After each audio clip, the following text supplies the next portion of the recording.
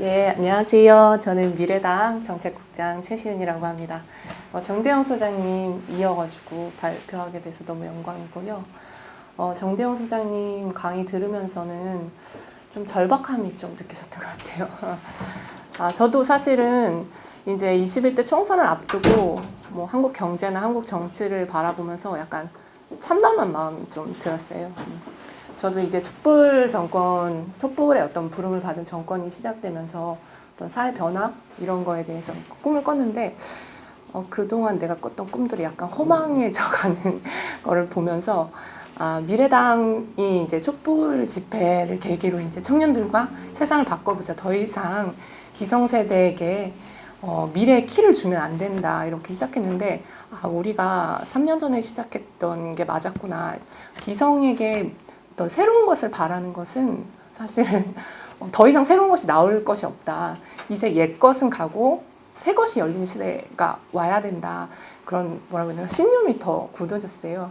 그래서 말씀하신 것처럼 어떤 공공부문 개혁이라든가 어떤 기득권을 어떤 혁파하는 부분이라든가 이런 부분에 대해서는 저희 어떤 당 차원에서도 같은 기조를 갖고 있습니다.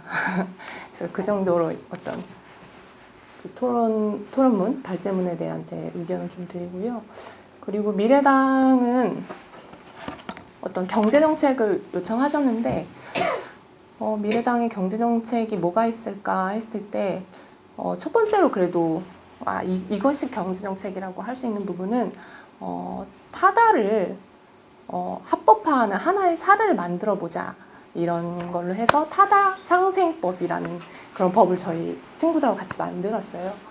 그러니까 기존의 어떤 정치의 영역에서는 노동과 자본의 어떤 이해관계를 조율하는 그런 것 위주로 사실은 돌아갔잖아요. 유럽의 문화도 뭐 그런 사회적 합의라든가 아니면은 그런 정당들도 사실 노동과 자본의 이해를 어떻게 절충할 것인가 이런 걸로 가는데 이제 시대가 바뀌어가고 있기 때문에 신산업과 구산업의 이해관계를 어떻게 조율할 것인가 그리고 구세대와 신세대 간의 어떤 이해가 상충되는 부분을 어떻게 조율할 것인가가 저는 중요한 부분이라고 생각합니다. 그래가지고 이 타다의 하나의 성공 사례를 결국에 확산하는 그런 실험을 해보고 싶다 해가지고 제안하고요.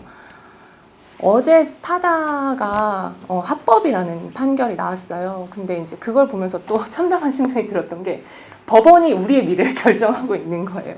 실제는 사실 국회에서 어떤 국민을 대변하는 국회의원들의 합의로 어떤 타다에 대한 합법적인 어떤 제도적인 길을 마련해 줘야 되는데 오히려 역으로 법원에서 길을 열어주는 이런 상황입니다. 그래서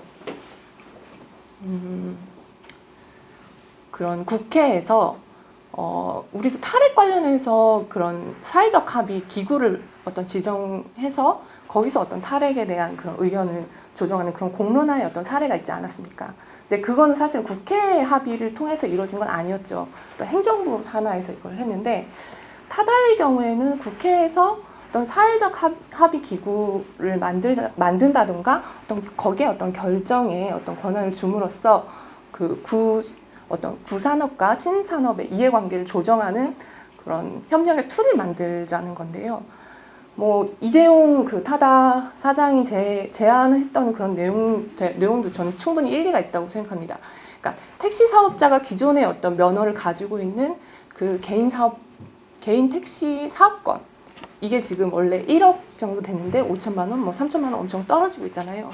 그래서 지금 택시 기사분들이 되게 격렬하게 이 타다의 어떤 산업이 들어오는 거에 대해서 되게 우려를 갖고 계신데 어떤 구산업에 종사하는 사람들도 신산업에 대해서 거부하지 않고 오히려 이게 나의 삶에 이득이 된다. 나의 미래에 어떤 바람직한 방향으로 가고 있다. 이렇게 느낀다면 이거를 굳이 반대할 것 같지는 않아요. 그래서 일단 기본적으로 신산업이 들어올 수 있는 어떤 복지적인 부분을 촘촘하게 마련해주고 그리고 그 신산업으로 발생하는 어떤 수익의 일부분을 어떤 구산업의 종사자들한테 이제 쉐어가 갈 수 있도록 구상하는 게 저는 하나의 사례라고 생각합니다. 그리고 저희가 또 이렇게 집중적으로 이제 얘기하고 있는 경제 정책 중에 하나는 암호화폐를 이제 제도화하는 내용이에요.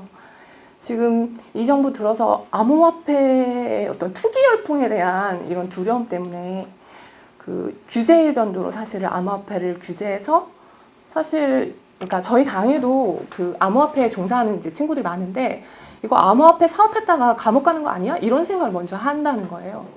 그리고 기존의 암호화폐에 종사하는 친구들도 싱가포르 같이 제도화되는 그런 나라로 다 이제 사업을 유출하는 그런 상황으로 이제 가고 있는 거죠.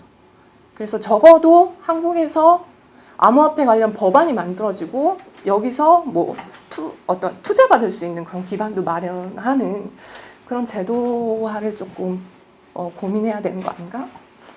좀 긴장이 되는 마음이. 그래서 이제 암호화폐나 어떤 타다 이런 사례를 만들고 싶고요. 21대 국회에 들어가서 그런 사례, 모범적인 사례를 미래산업에 관한 어떤 사례를 만들고 싶습니다. 그리고 5분이 더 남았는데, 네. 그리고는 저는 이제 이런 규제 협파도 되게 중요하지만